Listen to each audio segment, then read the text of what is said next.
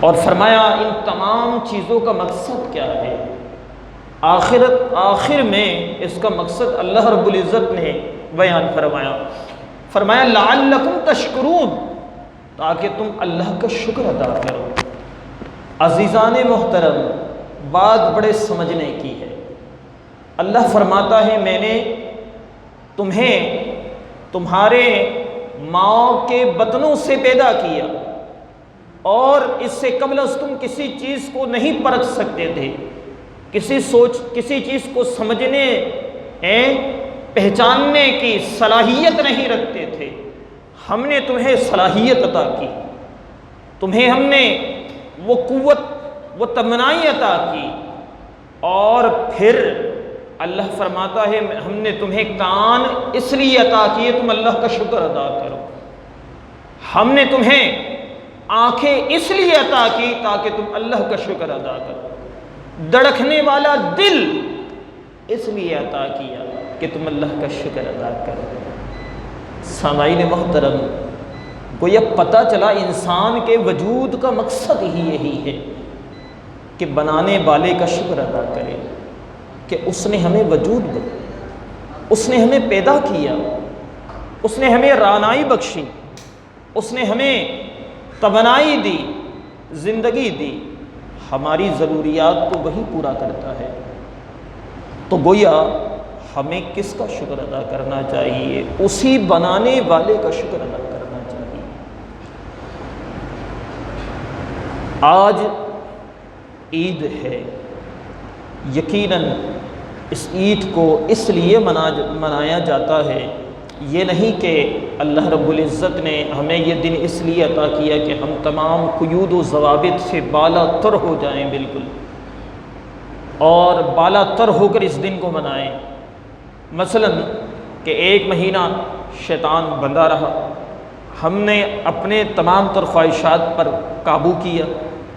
اپنی زبان کو روکے رکھا، اپنے ہاتھ کو روکے رکھا، اپنے سوچوں کو، اپنی آنکھوں کو، ہر طرح کی برائیوں سے اپنے آپ کو روکے رکھا۔ اس کے بعد جب رمضان گزر گیا تو یہ نہیں کہ فوراً ہی پھر بندہ وہ تمام تر برائی کر بیٹھے جن سے وہ رکا رہا۔ تو اللہ نے یہ دن اس لیے نہیں عطا کیا، بلکہ اللہ نے یہ عید کا دن اس لیے عطا کیا کہ بندے سوچ اور سمجھ اور اللہ کا شکر ادا کر کہ اللہ نے تمہیں زندگی دی اور تیری زندگی نے وفا کیا، اور تجھے یہ صحت توانائی عطا کی، اور تو نے اس ماہ کے روزے رکھے، اور تجھے یہ مہینہ نصیب ہوا، تم نے اس مہینے کی قدر کی۔ یقیناً یہ اللہ کا بہت بڑا احسان ہے تم پر۔ تو جب کوئی احسان ہوتا ہے نا، اس احسان پر شکر ادا کیا جاتا ہے۔ تو علماء فرماتے ہیں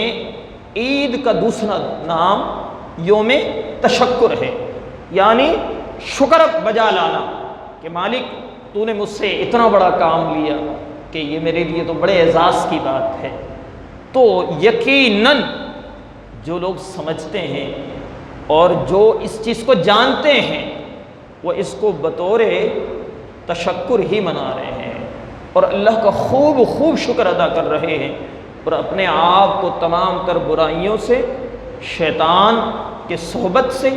اللہ کی نافرمانیوں سے روکے ہوئے ہیں۔ تو یقیناً ان کے لیے بہت بڑی خوشخبری کا دن ہے۔ بلکہ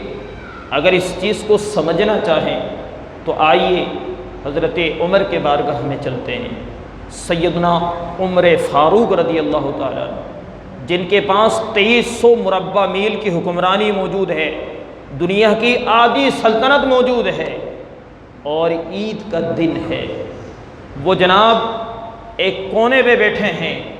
اور بچے کی طرح بلک بلک کر رو رہے ہیں۔ کسی نے پوچھا اے امیر المؤمنین، آج تو عید کا دن ہے،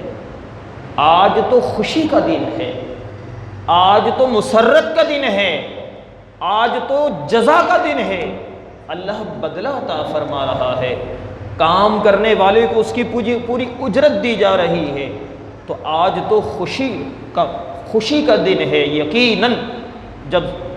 مہینے کا آخر ہوتا ہے، جس دن سیلری لینی ہوتی ہے، اس دن کسی مزدور سے پوچھیں کہ اس کی خوشی کی انتہا نہیں ہوتی کہ آج اس کو مہینے بھر کی تنخواہ ملنے والی ہے، محنت جو اس نے کی ہے اس کا بدلہ ملنا ہے۔ تو یقیناً عید بھی ایسا ہی ایک دن ہے۔ تو اب کوئی اس طرح تو نہیں ہوتا نا کہ اس کو بدلہ مل گیا، اجرت مل گئی اور اس پر کوئی ڈاکہ ڈل جائے۔ پہلے تو اول تو یہ ہے کہ سیلری لینے کے بعد اس کو کوشش کرتا ہے کہ بحفاظت اپنے گھر تک پہنچ جائے گا، بحفاظت اپنے گھر تک پہنچ جائے۔ اور اگر بالفرض ڈاکہ ڈل جائے، چوری ہو جائے، تو پھر اس کا کیا حال ہوتا ہوگا؟ اس کی زندگی یہ سمجھ لیجئے اندھیرے کے اندر دھکیل دیا اس نے، اور اس کی زندگی یوں سمجھ لے کہ بجھ گئی ہے۔ وہ اپنے سامنے موت کو دیکھتا ہے مایوسی کے سبب۔ تو اسی طرح ہمارے ساتھ بھی یہی معاملہ ہے کہ ہم نے مہینے بھر محنت کی ہے، یوم جزا کا دن ہے، اللہ ہمیں اس کا بدلہ عطا فرما رہا ہے، اور پھر اگر ہم جناب اس کی حفاظت نہ کریں تو شیطان تو ڈاکہ ڈالے گا، اور آخرکار شیطان کے بہلاوے میں آ جاتے ہیں اور برائی کرنا شروع کر دیتے ہیں۔ اور جب برائی اللہ کی نافرمانی کر لیتے ہیں تو یقیناً سارے کے پر پانی پھر جاتا ہے اور باقی کچھ نہیں بچتا۔ وہ سمجھ لے اس کے سامنے بظاہر تو وہ زندگی ہے، بظاہر تو عیاشی ہے، لیکن در حقیقت مایوسی اور موت ہے اس کے لیے، کیونکہ اتنی محنت کرنے کا فائدہ نہ رہا کچھ بھی پھر۔ تو حضرت عمر فاروق بچے کی طرح بلک بلک کے رو رہے ہیں۔ کسی نے پوچھا تو آپ فرماتے ہیں، کیا بتائیں؟ آپ فرماتے ہیں آج یقیناً عید کا دن ہے، خوشی کا دن ہے۔ کہا لیکن عید اور خوشی تو ان کے لیے ہے جن کے روزے قبول ہوئے ہیں، جن کی عبادتیں قبول ہوئی ہیں، جن کے تراویح کو اللہ پاک نے قبول فرما لیا۔ کہا اس عمر کو تو پتہ ہی نہیں ہے کہ اس کی عبادتیں اللہ کے ہاں قبول ہوئی کہ نہیں ہوئی، یہ نہ ہو کہ روز قیامت عمر کے منہ پہ مار دیا جائے۔ تو اس عمر کو تو پتہ ہی نہیں ہے۔ تو یہی عمر آپ فرماتے ہیں کہ ہر دن عید کا دن ہے مسلمان کے لیے، بندہ مومن کے لیے، اور ہر رات شب قدر کی رات ہے۔ ہر وہ دن جس دن کو اس بندے نے اس انداز سے گزارا کہ اللہ کی نافرمانی نہیں کی اس نے، اللہ کی نافرمانی نہیں کی اس نے، اور وہ دن اس کے لیے فرمایا وہ عید کا دن ہے۔ کہا ہر وہ رات جو رات وہ غفلت میں سو کر یوں نہیں گزار دیا، بلکہ ہر وہ رات شب قدر ہے، جس رات بندے نے اپنے رب کی عبادت میں گزار دی ہو، سجدے میں، رکوع میں، سجدے میں، تلاوت میں اللہ کے حضور گڑ گڑاتے ہوئے گزار دی ہو، وہ رات شب قدر سے کم نہیں ہے۔ تو ہمارا انداز بھی کچھ اس طرح ہونا چاہیے، اگر چاہیں تو ہر دن عید منا لیں ہم ہیں۔ عید اس چیز کا نام نہیں ہے کہ لغویات کو اپنا لے بندہ، شریعت کے تمام تر قیود و ضوابط کو بالا تر رکھے، عیاشیاں شروع کر دے بندہ، رمضان کے جانے کے ساتھ ساتھ ہی عیاشیوں کے اور جناب برائیوں کے، خرافات کے بازار گرم کر دیں، بس شروع ہو گیا جناب، شیطان نکل گیا ہی تو آزاد ہو گئے جناب۔ آزاد تو شیطان ہوا ہے، تمہیں کس چیز کی آزادی ہے؟ تم کس چیز کے آزاد ہو؟ تم تو شریعت کے غلام ہو، تم تو دین مصطفیٰ کے پیروکار ہو، تم نے تو نبی علیہ السلام کا کلمہ پڑھا ہے، تم تو اس کی امت ہو، تم تو ان کے غلام ہو۔ اور بھلا غلام کو بھی کوئی آزادی ملتی ہے؟ بھلا غلام کی بھی کوئی آزادی ہوتی ہے؟ آزاد تو شیطان ہے، جس نے رب کی نافرمانی کی اور روندہ بارگاہ ہو گیا، دفع کر دیا اس کو، اور قیامت تک آزاد ہے وہ، قیامت تک عیاشیوں میں وہ منمانی کر رہا ہے۔ تو گویا ہم کس کے بندے ہیں؟ رحمان کے بندے ہیں یا شیطان کے بندے ہیں؟ یہ تو فیصلہ آپ نے اور میں نے کرنا ہے، اور فیصلہ ہمارے افعال سے پتہ چلتا ہے، ہمارے حرکات و سکنات سے پتہ چلتا ہے، ہماری سوچ سے پتہ چلتا ہے کہ ہم جو کام کریں گے اس سے پتہ چل جاتا ہے کہ یہ شیطانیت والا عمل ہے یا رحمانیت والا عمل ہے۔ اب سوچنا یہی ہے، اور ہم نے اپنے بچوں کی بھی تربیت اس انداز سے کرنی ہے کہ انہیں اس کا علم ہو اور وہ اس دنوں کی قدر کرے، اللہ کی نافرمانی نہ کرے، کیونکہ بہت سے اقوام ایسے ہیں، قرآن پاک کے اندر 4 لوگوں کے عیدوں کا ذکر کیا گیا، اور ان کے عید منانے کا انداز اس طرح تھا۔ کسی نے کہا مالک تو ہم پر آسمانوں سے دسترخوان نازل فرما، لِتَكُونُ عید لنا لِأَوَّلِنَا وَآخِرِنَا، مالک تاکہ یہ ہمارے لیے عید کا دن بن جائے، ہمارے اگلوں کے لیے، پچھلوں کے لیے، سب کے لیے۔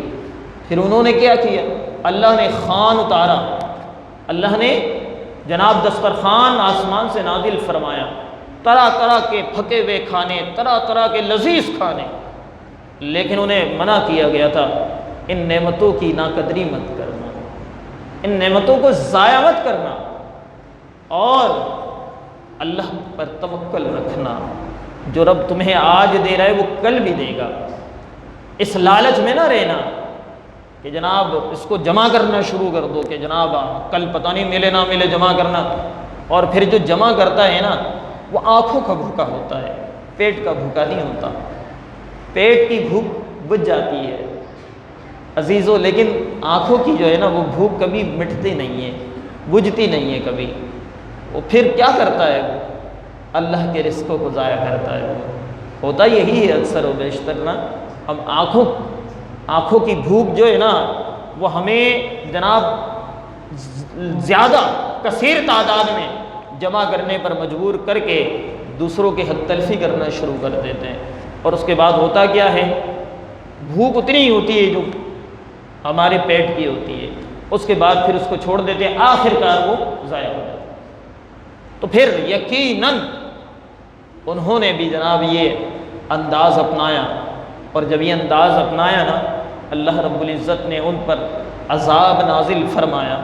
اور اس صفحہ ہستی کے اندر عبرت کا نشان بن کر مٹ گئے اور برباد ہو گئے۔ تو یاد رکھیے گا اللہ رب العزت کے محبوب علیہ السلام نے ہمیں یہ بطور عید عطا کی تھی، یہ بطور حضرت ابراہیم کے دور میں بھی عید کا تصور تھا۔ وہ قوم والے کیا کرتے تھے؟ بتوں کی عبادت کرتے تھے، اور ایک دن ایسا آتا تھا سال میں کہ وہ سارے اپنے تمام تر کھانے میوجات طرح طرح کے کھانے پکا کر لاتے اور اپنے بت خانے کے ارد گرد جمع کر دیتے، اور کیا کرتے؟ میلے کے اندر چلے جاتے، اور میلے کے اندر وہ تمام تر برائیاں اجتماعی طور پر کرتے، یعنی عام دنوں میں تو انفرادی کرتے ہیں نا، اور اس دن اجتماعی طور پہ برائی کرتے، ہر طرح کی برائیوں کا اڈا جمع ہوتا، جناب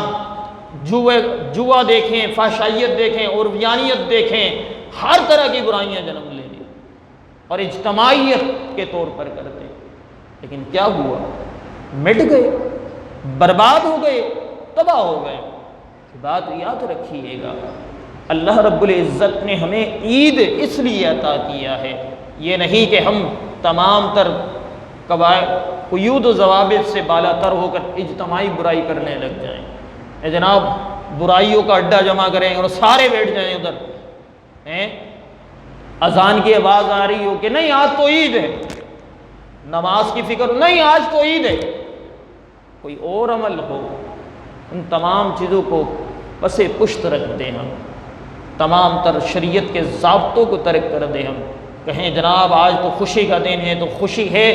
تو ساری برائیاں کر بیٹھے ہیں، تو یقیناً یہ اللہ پاک کی ناراضگی ہے، اور رب تعالی جب ناراض ہوتا ہے نا تو یاد رکھیے گا پھر رزق سے برکت اٹھا لی جاتی ہے، پھر بارش کی دعا کریں تب بھی بارش نہیں ہوتی، پھر اللہ رب العزت کیا ظالم حکمرانوں کو مسلط فرماتا ہے، ہر طرف ظلم کا اور جبر کا بازار گرم ہوتا ہے، اور انصاف کو اٹھا لیا جاتا ہے، بندہ انصاف کو ترستا رہتا ہے، ملتا کچھ بھی نہیں ہے۔ حضرت عمر بن عبد العزیز کے دور کے اندر حال یہ تھا کہ منصف جو ہے نا وہ لوگوں کے دروازوں پہ آ کر دستک دیتے تھے کہ تمہیں کوئی پریشانی تو نہیں ہے، تمہیں کوئی تنگ تو نہیں کر رہا، تمہارے ساتھ کوئی معاملہ تو نہیں ہے کہ جس کے وجہ سے کیا کہتے ہیں ہمیں کوئی فیصلہ کرنا پڑ جائے۔ آج تو حال یہ ہے کہ لوگ عدالت کا دروازہ کھٹکھٹاتے رہتے ہیں تب بھی انصاف نہیں مل رہی ہوتی، سال سال بھر لوگ جناب ابھی تک انصاف کے متلاشی گھوم رہے ہیں، ترس رہے ہیں، انتظار میں ہیں، پتہ نہیں کب مل جائے گی۔ تو یہ جو سارے معاملات ہیں اس کی وجوہات یہی ہے کہ اللہ ہم سے ناراض ہے، اور اس ناراضگی کی وجہ آپ اور ہم ہیں، کیونکہ ہم نے اپنے عملوں کو ایسا کر دیا ہے اور اس طریقہ کار سے ہم نے اپنے عملوں کو مزین کر دیا ہے۔ بظاہر ہم تو کہتے ہیں ہمارے جو ہے نا سارے عمل بڑے اچھے ہیں، لیکن اس کے پس پردہ منظر کو دیکھیں تو یقیناً اس میں بڑی خرابیاں ہیں، اور یہ خرابیاں اللہ کی ناراضگی کا سبب ہیں۔ عزیزان محترم، اللہ کے نبی اس دنیا کے اندر تشریف لے کر آئے، اور اللہ کے نبی کا فرمان ہے کہ میں اس لیے تشریف لایا اتم مکارم الاخلاق، میں اس لیے تشریف لایا تاکہ میں لوگوں کے اخلاق کو سنوار سکوں، لوگوں کے اخلاق کو سنوار سکوں، ان میں جو ہے اچھائی اور بھلائی اور بہتری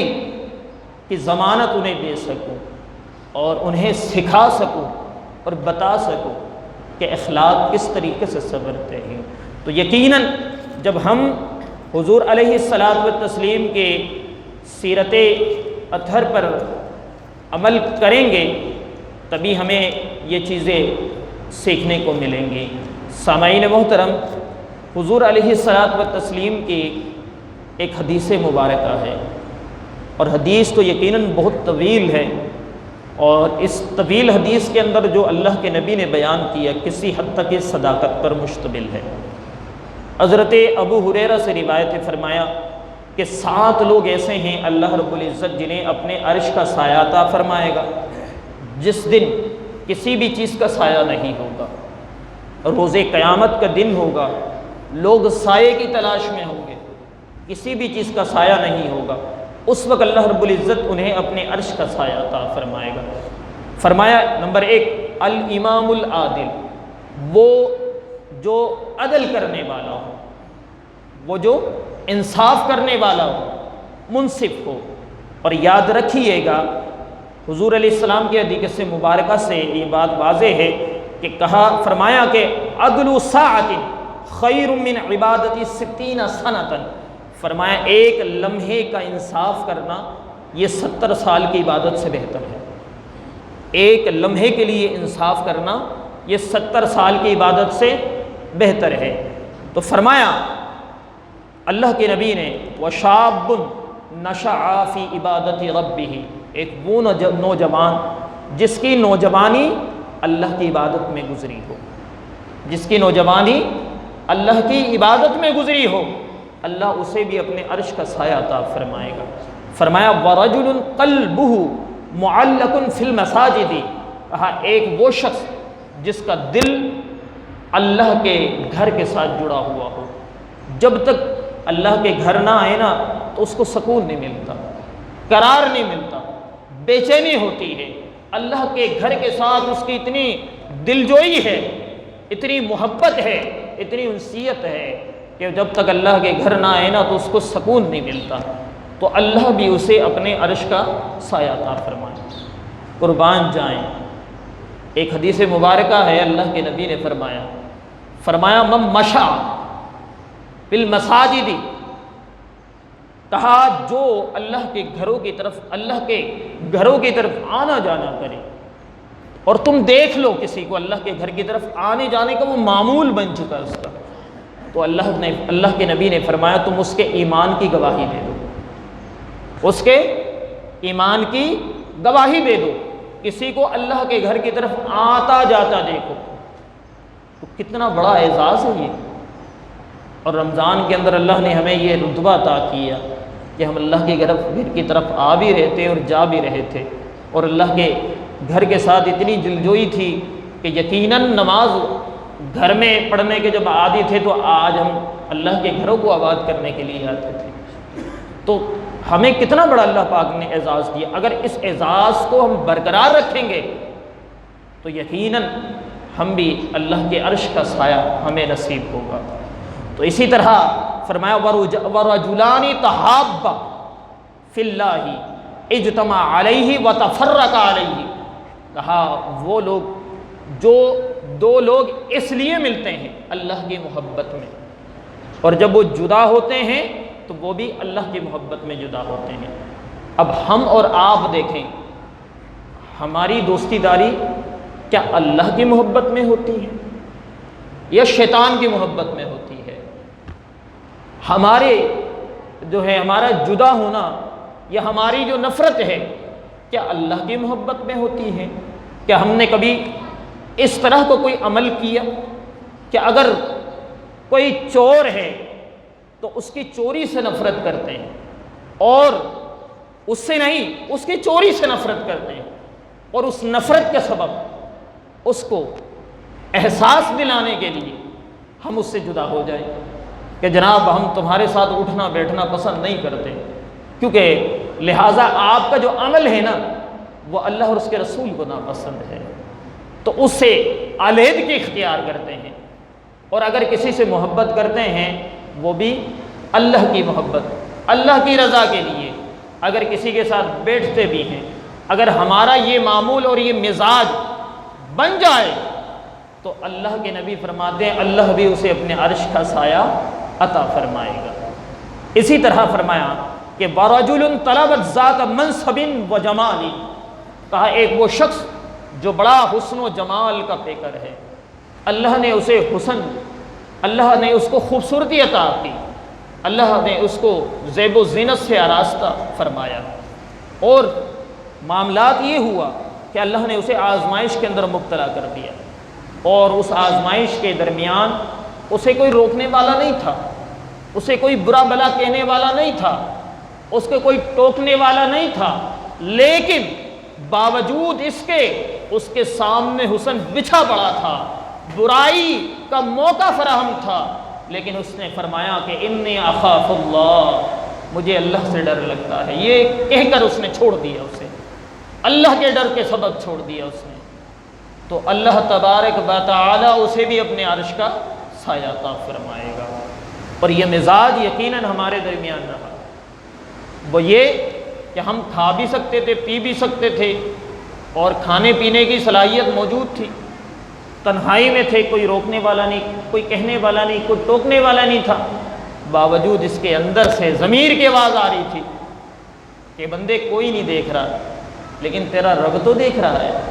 تو یہ جو احساس ہمارے اندر جو روزے کی حالت میں بیدار رہا، اگر اس کو سال بھر برقرار رکھو گے، میں تو کہتا ہوں کبھی برائی کر ہی نہیں سکتے، کبھی کسی کے ساتھ برا کر ہی نہیں سکتے، کبھی کسی کی حق تلفی کر ہی نہیں سکتے، کبھی ناپ تول میں کمی کر نہیں سکتے آپ، کبھی ذخیرہ اندوزی نہیں کر سکتے آپ، کبھی رشوت نہیں لے سکتے، کبھی رشوت دے نہیں سکتے آپ، اور کبھی برائی پر آمادہ ہو ہی نہیں سکتے آپ۔ جب آپ کے ضمیر، آپ کے دل کے اندر کی آواز آتی ہو کہ کوئی نہیں دیکھ رہا، بندہ رب تو دیکھ رہا ہے نا، تو یہ جب احساس اپنے اندر بیدار رکھو گے آپ تو یقیناً اللہ کے نبی فرماتے ہیں اللہ تمہیں یہ اعزاز دے گا، اللہ تمہیں اپنے عرش کا سایہ عطا فرمائے گا۔ الیوم اذن للہ، آج صرف تمہارے رب کی ہی بادشاہ۔ بھائی قیامت کا دن ہوگا، 5000 سال کا ہوگا، بندہ نفسہ نفسی کے عالم میں ہے، ہر نبی پریشان، اس کی امت پریشان، اور جناب ہر ایک نہ بیٹا باپ کا نہ بیٹی ماں کی ہے، ایک نیکی کے لیے ترس رہے ہوں گے، کوئی کسی کو ایک نیکی بھی نہیں دے گا۔ ایسے عالم میں زمین تانبے کی ہوگی، جتیاں تانبے کی پہنا دی جائے گی، اور سورج کے رخ کو پلٹ دیا جائے گا، سیدھا رخ سبا نیزے پہ رکھ دیا جائے گا،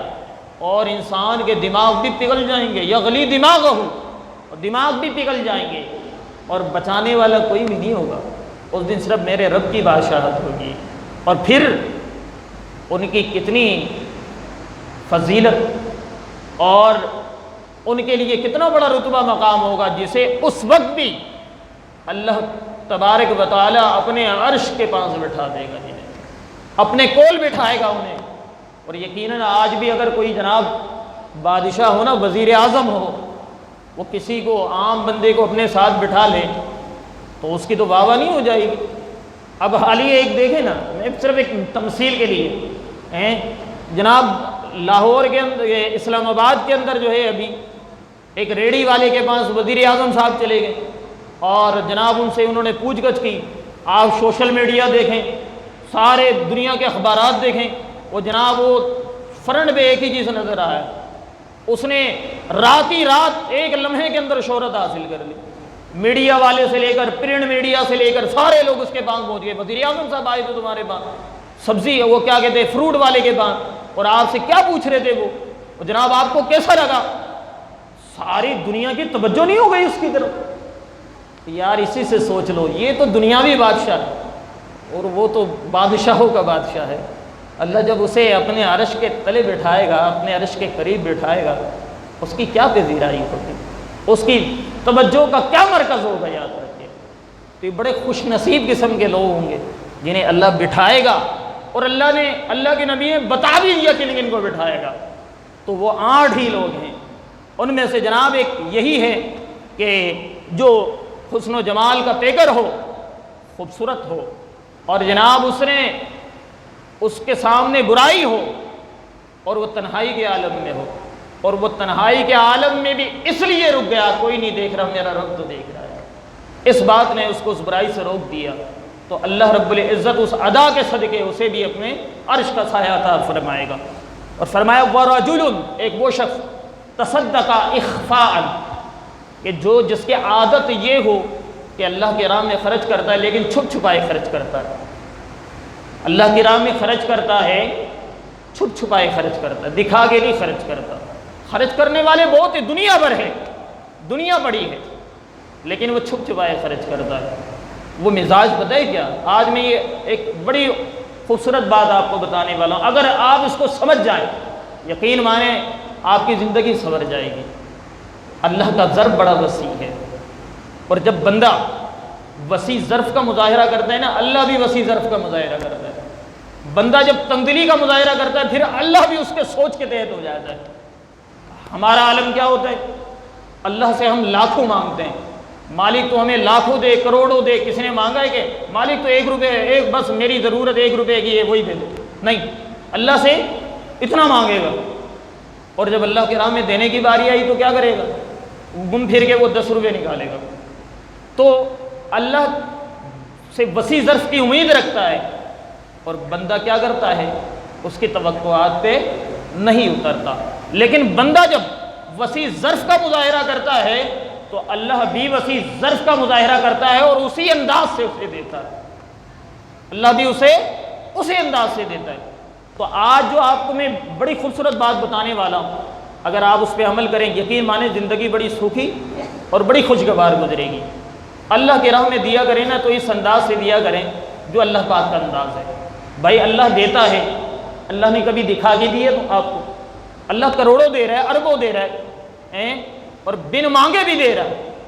اور اللہ اپنے شان نشان بھی دے رہا ہے، لیکن کبھی آپ کے ساتھ والے کو پتہ چلا؟ نہیں پتہ چلا آپ کے وہاں کتنا مال ہے، نہیں پتہ چلا نا، بلکہ نہیں بس دال روٹی چل رہی ہے، بس گزارا ہو رہا ہے، نہیں ابھی تو کمپنی خسارے میں، ابھی تو نہیں معاملات ایسے بس گزر بسر چل رہا ہے، سمجھ لیں۔ کبھی کس نے کہا اللہ کا فضل ہے؟ اللہ کا فضل ہے، رب تعالیٰ نے جس حال میں بھی رکھا بڑا بہتر رکھا ہے، ہم اس قابل بھی نہیں ہیں، اس انداز سے کسی نے نہیں۔ ہاں لیکن بس یہ ہے گزر بسر ہے، لیکن اللہ کے دیے ہوئے کو چھپاتا ہے، اللہ کے دیے ہوئے کو آپ ہم ہر کوئی اللہ کے دیے ہوئے کو چھپاتا ہے۔ وہ بھائی جب اللہ کے دیے ہوئے کو چھپاتا ہے، جب اللہ کے راہ میں دیا کرو نا، تب بھی چھپایا کرو۔ جب اللہ کے راہ میں دیا کرو نا تو اس کو بھی چھپایا کرو، لیکن ہمارا مزاج ایسا نہیں ہوتا۔ ہمارا مزاج بڑا مختلف ہوتا ہے، کیونکہ جب ہم اللہ کے راہ میں جب اللہ اس سے لیتے ہیں وہ چھپاتے ہیں، اور جب دیتے ہیں پھر نہیں چھپاتے، پھر تو پورے محلے والے کو پتہ چل جاتا ہے جناب اس نے فلاں بندے کو کھانا کھلایا تھا، اتنی دے کے چلا دی ادھر، جناب اس نے فلاں غریبوں کی مدد کی ہے، جناب اتنے راشن کے بیگ اس نے تقسیم کر دیے، جناب وہ تو اتنے جناب ربیع الاول میں اتنے کا لنگر کر دیتا ہے، اتنی دیگیں غریبوں کو کھلا دیتا ہے، وہ پورے علاقے والے کو، محلے والوں کو، پورے شہر بھر کو خبر ہونی چاہیے۔ لیکن یہ جو انداز ہے نا، یہ رب تعالیٰ کو نہیں پسند۔ کیوں؟ اللہ فرماتا ہے دیتے تو ہو اللہ کے راہ میں، لیکن اللہ تمہیں ایک بڑا اعزاز بھی دینے والا ہے، لیکن اس اعزاز کو بہت کم ہی لوگ سمجھ پاتے ہیں۔ وہ کیا ہے؟ اللہ کے نبی فرماتے ہیں حتی لا تعلم شمالہ ما تنفق یمینہ، فرمایا اللہ کے راہ میں اس انداز سے خرچ کرو، دائیں ہاتھ سے دو تو بائیں ہاتھ کو بتانا ہو کیا دیا ہے آپ نے، دائیں ہاتھ سے دو تو بائیں ہاتھ کو نہیں بتاؤ، جیب سے کتنا نکال رہے ہو، کتنا نکالا ہے، کس مقدار میں نکالا ہے، نہیں بتاؤ۔ تو اس کے لیے ضروری یہ ہے کہ بندہ اللہ کے راہ میں نکالنے کا مزاج اس طرح بنائے کہ وہ نیت یہ ہونی چاہیے، کچھ عمل خلوص کے تحت کرنی چاہیے، اور وہ خلوص کا بدلہ کیا ہے پتہ ہے؟ اللہ کے نبی فرماتے ہیں روز قیامت، روز محشر اللہ اپنے عرش کا سایہ عطا فرمائے گا اسے۔ او بھائی آپ اللہ کے راہ میں دو گے اللہ ضرور دیتا ہے، اور بلکہ قربان جائیں نبی علیہ الصلوۃ والتسلیم نے فرمایا المؤمن تحت ظل صدقۃ یوم القیامہ، فرمایا بندے کے لیے ایک اعزاز یہ بھی ہے روز قیامت جب کسی چیز کا سایہ نہیں ہوگا، بندہ اپنے صدقے کے سائے تلے ہوگا، جو اس نے اللہ کے راہ میں خرچ کیا ہے نا، وہ تمام کا تمام صدقہ وہ اس کے سائے، اس کے سر کے اوپر آ کر سایہ کرنے لگ جائے گا، اور وہ اس کے سائے تلے کھڑا رہے گا۔ ایک اعزاز یہ بھی ہے اس کے لیے، اور اس سے بڑا اعزاز یہ ہے کہ اللہ کے نبی فرماتے ہیں اللہ تعالیٰ اسے اپنے عرش کا سایہ عطا فرمائے گا۔ تو اس سے بڑی خوبصورتی کی بات نہیں ہو سکتی۔ بس بندے نے کرنا یہ ہے کہ دینے کا مزاج اور انداز تو ہر کسی کا ہے، بھلے وہ غریب ہو، امیر ہو، فقیر ہو، کسی بھی طبقے سے تعلق رکھنے والا ہو، لیکن بس اپنا انداز، اپنا ظرف تھوڑا سا بدل لیں کہ آپ اس انداز سے اللہ کے راہ میں نکالیں کہ جناب کہ اس کا بدلہ دنیا میں نہیں تلاش کریں، اس کا بدلہ اپنی نیت کے اندر یہ رکھیں اللہ ہمیں اس وقت عرش کا سایہ عطا کر دے، اور اس نیت سے آپ اگر اللہ کے حضور 1 روپیہ خرچ کریں گے نا تو رب تعالیٰ اس 1 روپے کی برکت سے آپ کو عرش کا سایہ ضرور عطا فرمائے گا۔ اور اسی طریقے سے فرمایا وَرَجُلٌ تَصَدَّقَ إِخْفَاءً، اچھا اور فرمایا وَرَجُلٌ ذَكَرَ اللَّهَ خَالِيًا فَفَاضَتْ عَيْنَاهُ، آخری بندہ وہ ہے اللہ کے نبی فرماتے ہیں کہ جو اللہ کے خوف کے اندر روتا ہو، اللہ کے ڈر میں روتا ہو، اللہ کی یاد میں روتا ہو، کی یاد میں روتا ہو، اور فرمایا اگر اس کے آنکھوں سے مکھی کے سر برابر بھی آنسو نکل آیا، اور وہ آنسو نکل جانا وہ اللہ کے بارگاہ میں مستجاب ہے، اور اس آنسو کے سبب اللہ اسے اپنے عرش کا سایہ عطا فرمائے گا۔ وہ بڑے خوش نصیب ہیں کہ دنیاوی مال و متاع، دنیاوی رنج پریشانی، کوئی چیز چھن جائے، ماں باپ بچھڑ جائے، عزت اقربا بچھڑ جائے، ہر چیز کے لیے روتا ہے۔ دنیا میں رونے کا تو مزاج ہے ہمارا، لیکن کاش کچھ لمحات ہمیں ایسے بھی مل جائیں جو ہم ان دنیا سے بالا تر ہو کر اپنے رب کی یاد میں روئیں، اپنے رب کی یاد میں روئیں، اور یقیناً وہ رب کی یاد میں رونا وہ کمال ہو جائے گا ہمارے لیے، روز قیامت ضرور بضرور ہمارے لیے بخشش کا سبب بن سکتا ہے۔ تو ایک حدیث مبارکہ جو ہے نا، بس معاملات اختتام کی طرف، ایک حدیث مبارکہ اللہ کے نبی فرماتے ہیں کہ ایک شخص لایا جائے گا روز قیامت، فرمایا اس کی جو نیکیاں ہیں نا وہ تہامہ پہاڑ کے برابر ہو۔ کس پہاڑ کے برابر؟ تہامہ پہاڑ کے برابر۔ اور کہا اس کو لایا جائے گا، اور جب لایا جائے گا نا فرمایا اس کی ساری نیکیاں روئی کے مانند اڑ جائیں گے، اور اس کے پاس کوئی نیکی نہیں رہے گی۔ اللہ کے نبی نے فرمایا پتہ ہے یہی شخص غریب ہے۔ صحابہ کرام سے پوچھا نا غریب کسے کہتے ہیں؟ صحابہ کرام نے کہا غریب وہی ہے جو مفلس نادار ہے، جس کے پاس کچھ نہیں ہے، اللہ کے نبی نے فرمایا نہیں، غریب وہی ہے جو قیامت والے دن ایک شخص لایا جائے گا، تہامہ پہاڑ کے برابر نیکی ہوں گی، باوجود اس کی نیکیاں روئی کے معنی اڑ جائیں گی، باقی کچھ نہیں بچے گا۔ صحابہ کرام نے عرض کی یا رسول اللہ بتائیے تو ذرا کہ اس بندے کا جرم کیا تھا؟ اللہ اکبر، صرف ایک مختصر سا جرم اور اس کی بربادی کا یہ عالم ہے۔ دیکھیے اللہ کے نبی نے فرمایا اس کا جرم یہ ہے کہ وہ لوگوں کے سامنے تو گناہ نہیں کرتا تھا، لوگوں کے سامنے تو بڑا صاف ستھرا تھا، نفیس تھا، لیکن جب تنہائی میں جاتا تھا نا اس وقت حرام کو حرام نہیں سمجھتا تھا، اس وقت وہ ہر طرح کی برائیاں کر بیٹھتا تھا۔ تو اللہ تبارک و تعالیٰ کو اس بندے کی یہ ادا پسند نہیں آئی اور اللہ رب العزت نے اس کے ساتھ یہ معاملہ کیا۔ تو آج ہم بھی اپنے آپ کو دیکھیں، ہمارا ظاہر کہیں باطن سے متضاد تو نہیں ہے، ہمارا ظاہر کچھ اور ہو، باطن کچھ اور ہو، ہم سامنے کچھ اور ہوں، اندر سے کچھ اور ہوں، دیکھتے سب کو ہیں اور سنوارتے اپنے آپ کو ہیں، باوجود اتنی توفیق نہیں ہوتی کہ ہم اپنے اندر بھی تھوڑا سا جھانک لیں ہمارے کردار میں کیا ہے، ہمارے دل میں کیا ہے، کہیں دوسروں کے لیے برائی تو نہیں ہے، کہیں ہم دوسروں کے لیے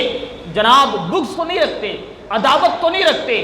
جناب ہم کہیں جو ہے نا اندر سے اندر غلاظت سے تو نہیں بھرے ہوئے کہیں۔ تو جناب ضروری یہی ہے کہ یہی تو سبب ہے آج ہم جب تنہائی میں ہوتے ہیں نا جناب موبائل ہاتھ میں ہو ساری برائیاں کر بیٹھتے ہیں، آج ہم تنہائی میں ہوتے ہیں نا آج